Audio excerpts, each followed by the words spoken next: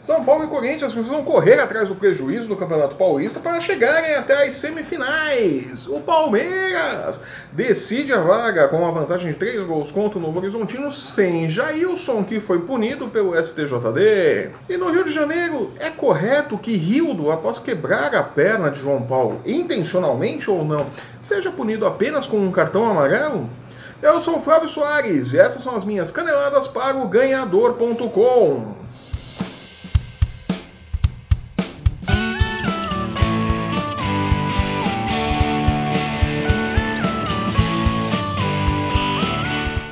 Já fazem algumas temporadas que a fase do São Paulo não é boa. 2017 foi talvez o pior ano nos últimos tempos para o tricolor de São Paulo. E parece que a má fase não tem data para terminar. O São Paulo, que disputa uma vaga nas semifinais do Campeonato Paulista, saiu atrás do São Caetano, perdeu por 1-0 e hoje, terça-feira, tem um duelo decisivo. Precisa vencer por 2-0, com uma diferença de 2 gols para se classificar às semifinais, ou pelo menos devolver a derrota de 1-0, né? Precisa fazer 1-0, uma diferença de 1 gol, para levar a decisão para os pênaltis, né? E não importa o que se faça no São Paulo, a coisa não anda, e muito disso é culpa da diretoria, do modo como o São Paulo vem sendo administrado.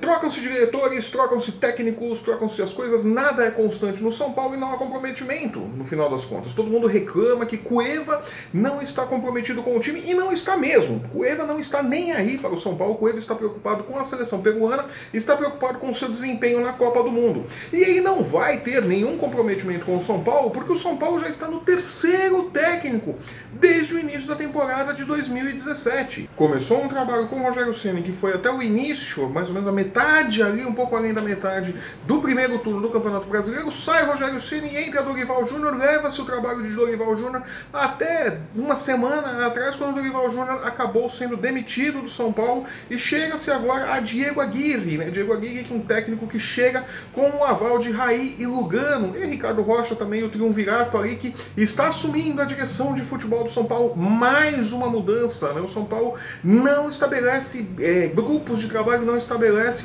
diretorias, né? Pintado, que é o técnico do São Caetano, que venceu o São Paulo no final de semana, abriu ali essa vantagem por 1-0, deveria ser supostamente membro da comissão técnica fixa do São Paulo. Pintado estava no São Paulo quando o Rogério Ceni estava lá, mas com a chegada de Dorival Júnior, Pintado caiu fora. O que era para ser um membro fixo de comissão técnica foi dispensado, e agora começa a se trabalhar tudo de novo. A bola da vez é André Jardini, né? Dizem que André Jardini será o auxiliar fixo da comissão técnica. Vamos ver até quando que André Jardini vai ficar, porque nada no São Paulo parece ter um senso de médio e longo prazo. É tudo para ontem porque os resultados não chegam. Os resultados não chegam porque o São Paulo não estabelece uma equipe de trabalho, uma metodologia de trabalho. O Corinthians é o exemplo mais claro disso. Tem há anos uma metodologia, um sistema de trabalho. Bom ou mal, bonito ou feio, tem trazido títulos, né?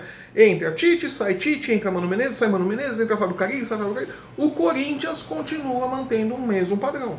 Bom ou mal, é um padrão, é uma metodologia, é uma filosofia de trabalho, uma filosofia de jogo, coisa que o São Paulo não tem. O São Paulo é um rodízio, tem uma porta giratória ali no São Paulo para jogadores e para membros de comissão técnica. E depois cobra-se compromisso de Cueva. Cueva não vai ter compromisso nenhum com o São Paulo, não está interessado nisso, não vê seriedade no São Paulo. A verdade é essa, o modo como o São Paulo se porta, Cueva não enxerga nenhuma seriedade nisso.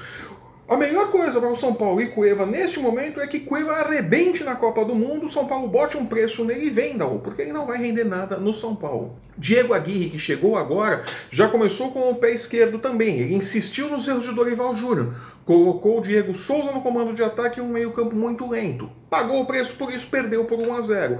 Tem agora uma chance hoje à noite de reverter isso e colocar o São Paulo na semifinal do Campeonato Paulista.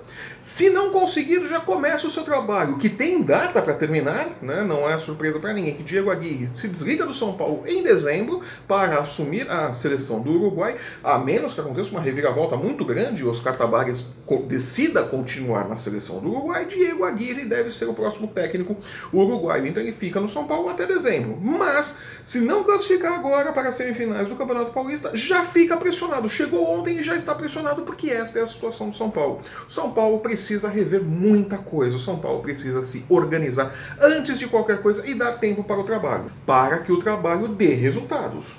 Não dá para ficar com uma porta giratória como se fosse um hotel ali, a entrada do Morumbi, entrando e saindo o diretor, entrando e saindo o técnico, entrando e saindo os jogadores. Não dá mais. O São Paulo vai acabar conseguindo um rebaixamento para a Série B. Está buscando tanto, vai acabar conseguindo. Vamos ficar de olho nisso daí. O Corinthians é outro time que também entra pressionado para fazer o jogo de volta das quartas de final do Campeonato Paulista. A derrota por 3-2 para o Bragantino, e poderia ser 3-1, aquele gol do Balbuena foi feito num lance de falta do Romero. O Romero fez falta do goleiro Alex Alves. O goleiro do Bragantino não pôde sair do gol, com isso o Balbuena conseguiu cabecear ali sem nenhum problema. Tá certo que a defesa do Bragantino também ajudou, ninguém pulou junto com o Balbuena, ficou todo mundo parado reclamando de falta, né? E é aquilo que sempre se diz, né? Não reclamem de falta, definam o lance, depois vamos discutir com o juiz, né? Tomaram o gol, o juiz não deu a falta clara do Romero no goleiro, né? Ali, o velho apito amigo ali, realmente um exemplo clássico de apito amigo, né? Deu no que deu, o prejuízo do Corinthians foi menor, o Corinthians poderia chegar para o jogo desta quinta-feira com uma desvantagem de 2 gols para o Bragantino, vai chegar a desvantagem de 1 gol só, mesma situação do São Paulo. Precisa vencer por 1-0 para levar para os pênaltis ou fazer 2-0 e se classificar direto para as semifinais do Campeonato Paulista. Não é difícil conseguir esse resultado, mas também não é impossível o Corinthians ficar fora das semifinais. Pode acontecer isso sim. Vacilou, não tem a mesma defesa e vai para o jogo sem Balbuena na zaga e sem Romero na ponta, né? Carille vai ter que arrumar 2 substitutos. Evidentemente, Pedro Henrique deve entrar na zaga, né, para cobrir a ausência do Balbuena, e tem o Fagner também, que está na seleção brasileira. Mantuan deve subir a lateral direita, e para o lugar de Romero precisa ver o que Fábio Carille vai fazer. Se ele vai entrar com o Luca, que está encostado aí, que parece que Carille não quer usar o Luca de jeito nenhum, é a única explicação para Sheik ter chances como titular e Luca não. Ou se ele vai pegar Marquinhos Gabriel, que voltou a treinar no começo dessa semana, né? Não vai estar em forma, mas vai saber o que vai acontecer. Ou entra Júnior Dutra ali naquela vaga. Ou entra Sheik, se Jadson se recuperar e estiver no meio campo do Corinthians, Sheik pode assumir ali a vaga do Romero, né? Vamos ficar de olho ali. O Corinthians tem todas essas dúvidas aí de como vai encaixar o seu Lego, o seu quebra-cabeça para esse jogo decisivo das quartas de final do Campeonato Paulista, né? Quem também vai com problemas para o Campeonato Paulista é o Palmeiras, né? O Palmeiras teve aí Jailson punido pelo STJD, né? Pegou 3 joguinhos de suspensão por causa daquela confusão no clássico Corinthians e Palmeiras, a vitória do Corinthians ali, que teve todo aquele bororô. O Jailson foi expulso porque machucou o René Júnior, né? Machucou mesmo, né? Tem a marca das travas da chuteira do Jailson na perna do René Júnior, né? O Dudu juntou o time, quis tirar o time de campo, né? Felipe Melo saiu fazendo gesto para todo mundo e tal. Foi aquela coisa de sempre o que a gente espera de um Palmeiras e Corinthians, de um Corinthians e Palmeiras, né? Mas foram denunciados ao STJD Jailson, Dudu e Felipe Melo, né? E ontem saiu o julgamento, saiu a decisão. Jailson foi o único punido, pegou 3 jogos de suspensão porque falou muito, mas falou muito, criticou muito a arbitragem. Tava na cara, o próprio Jailson já sabia, já saiu de campo falando que seria punido pelo que ia falar, e foi mesmo. Pegou 3 jogos. Se o Palmeiras se classificar para as semifinais do Campeonato Paulista, o que deve acontecer, evidentemente, o Palmeiras tem uma vantagem de 3 gols para cima do Novo Horizontino e joga em casa nesta quarta-feira. É difícil tomar 4 gols no Allianz Parque, né? Pouco provável que o Palmeiras fique fora das semifinais, né? Jailson, então, só retorna no segundo jogo da semifinal, né? Fica fora deste jogo de quarta-feira e do primeiro jogo das semifinais, né? Prejuízo para o Palmeiras, mas goleiro também é o que não falta lá no Verdão, né? Tem ali Fernando Praz e tem o Everton, que podem assumir a vaga com muita qualidade, né? Isso não é um problema para o Palmeiras. E quando a sorte te abandona de verdade, o sorteio da Copa do Brasil deu uma ferrada com o São Paulo, né? Desgraça pouca é bobagem, né? O São Paulo ainda na Berlinda, né? Vai pegar o Atlético Paranaense na próxima fase, né? Vai fazer os 2 jogos contra o Atlético Paranaense, né? E antes você diga... pô, o Atlético Paranaense não é tudo isso também, né?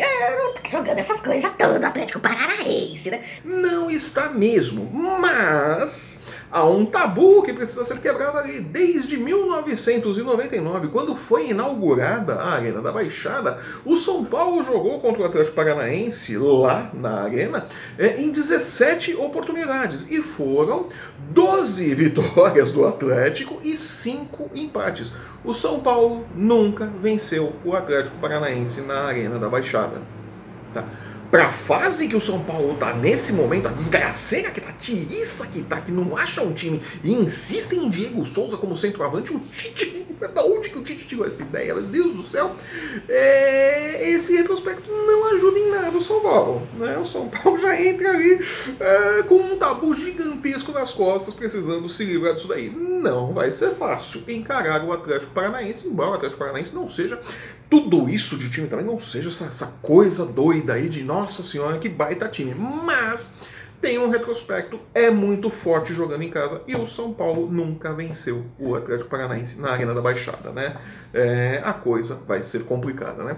E os outros jogos da próxima fase da Copa do Brasil serão Ponte Preta e Náutico, Avaí e Goiás, Ferroviário e Atlético Mineiro e Internacional e Vitória, né? Aí os 5 times que passarem aí desses duelos, né, vão se juntar ao Corinthians, o Palmeiras, o Santos, o Grêmio, o Flamengo, o Vasco e a Chapecoense, que estão na Libertadores. No caso da Chapecoense, que estava na Libertadores, caiu fora, mas agora só entra depois de decidirem esses 5 adversários, né? O Cruzeiro, que foi campeão da Copa do Brasil em 2017, o América Mineiro, que foi campeão da Série B também em 2017, a Luverdense, campeã da Copa Verde, e o Bahia, campeão da Copa do Nordeste.